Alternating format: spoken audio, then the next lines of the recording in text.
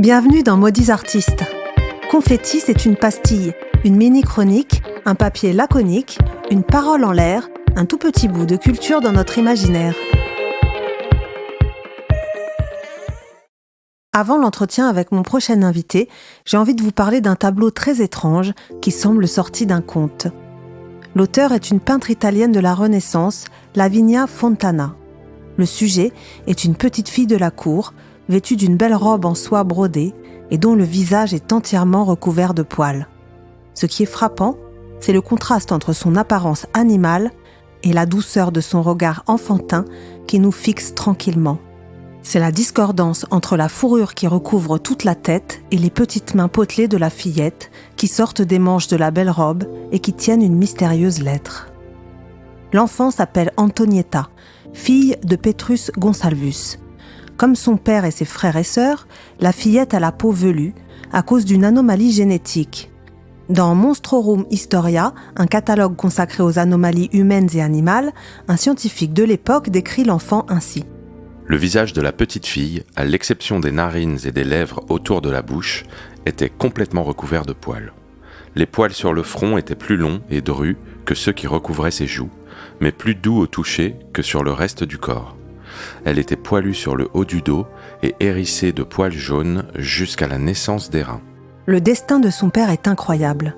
Il est né à Tenerife, dans les îles Canaries. On l'appelle le Sauvage. Il suscite tellement la curiosité qu'à l'âge de 10 ans, il est envoyé en cadeau au souverain Charles Quint. Parce que c'est vrai, ça fait toujours plaisir de recevoir un humain en cadeau. Mais sur la route, des corsaires français le capturent pour l'offrir au roi de France Henri II, qui en fait son protégé. Petrus reçoit alors une excellente éducation et devient l'un des lettrés les plus en vue de la capitale. Après la mort d'Henri II, celui qu'on appelle le sauvage du roi reçoit la protection de la reine Catherine de Médicis qui décide de le marier avec une belle jeune fille de Paris. Elle ne le rencontre que le jour des noces où elle est totalement horrifiée. Merci Catherine de Médicis, trop sympa. Ce mariage entre une jeune femme et un homme velu aurait inspiré le conte de La Belle et la Bête, dont l'auteur est encore une femme, Madame de Villeneuve.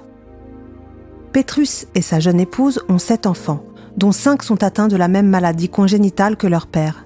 Il existe plusieurs représentations marquantes de cette famille hors norme, avec toujours ce même contraste entre la monstruosité et l'élégance. Après la mort de Catherine de Médicis, la famille d'Antonietta tombe en disgrâce et se retrouve en Italie sous la tutelle financière du duc de Parme.